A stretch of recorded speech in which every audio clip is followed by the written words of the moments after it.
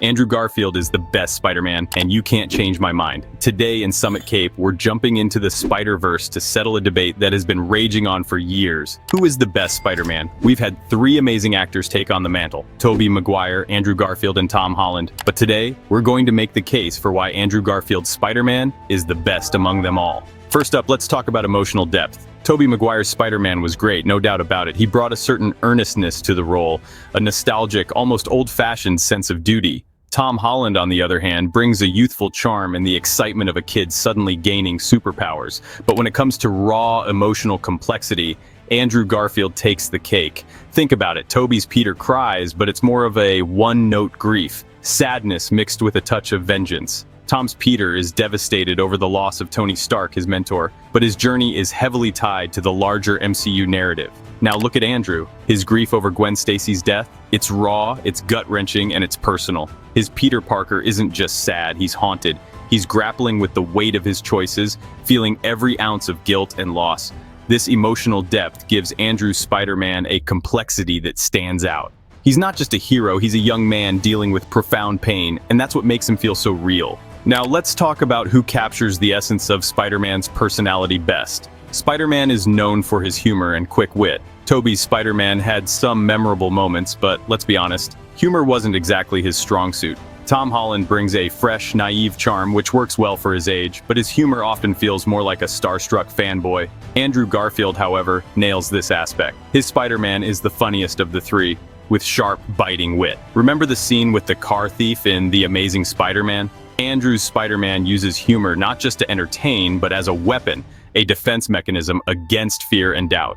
It's quintessential Spider-Man, straight out of the comics. His humor is edgy and sometimes even arrogant, but it fits. It's not just for laughs, it's how he copes, how he stays grounded amidst all the chaos. That's a layer we don't see as much with Tobey or Tom. Let's move on to Peter Parker. Tobey Maguire played Peter Parker as the quintessential nerd. Thick glasses, social awkwardness, always getting picked on. It worked for the early 2000s, but it feels a bit dated now. Tom Holland gives us a Peter Parker who's more of a wide-eyed, tech-savvy kid with a youthful innocence, fitting well into the Marvel Cinematic Universe's tone. But Andrew's Peter Parker? He's the perfect modern misfit. He's still an outsider, but not in the stereotypical way. He's a skateboarder, he's got a bit of an attitude, and he's awkward in his own right.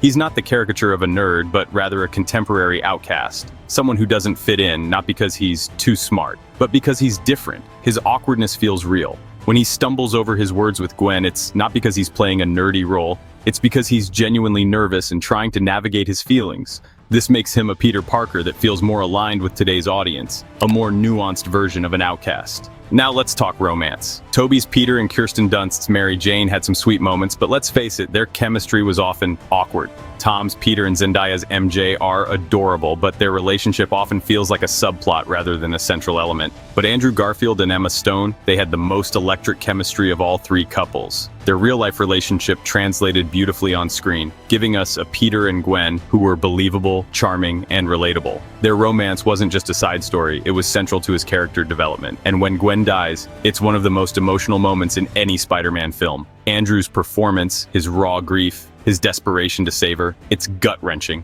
That's the kind of emotional depth that Tobey and Tom's Spider-Man never quite reached in their romantic subplots. Let's talk about heroism.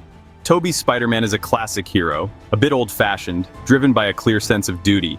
Tom's Spider-Man is a young hero in training, often looking up to the Avengers for guidance. But Andrew's Spider-Man, he's the most complex. He's a hero who's constantly questioning his role, his purpose, and his impact. Andrew's Spider-Man grapples with real-world consequences. He's not just out to save the day, he's struggling with what it means to be Spider-Man, with the guilt of the people he couldn't save, with the impact of his actions on his loved ones. This makes him the most layered and compelling Spider-Man of the three.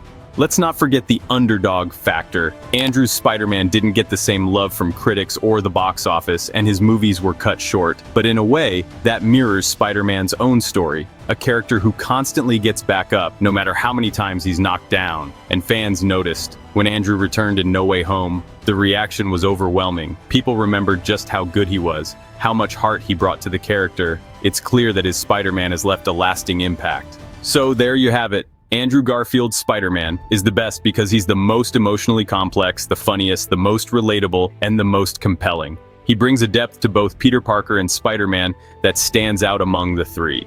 But, as always, that's just my take. Do you agree, or are you still Team Toby or Team Tom? Make sure to like, subscribe, and comment below with your thoughts. Until next time, keep swinging.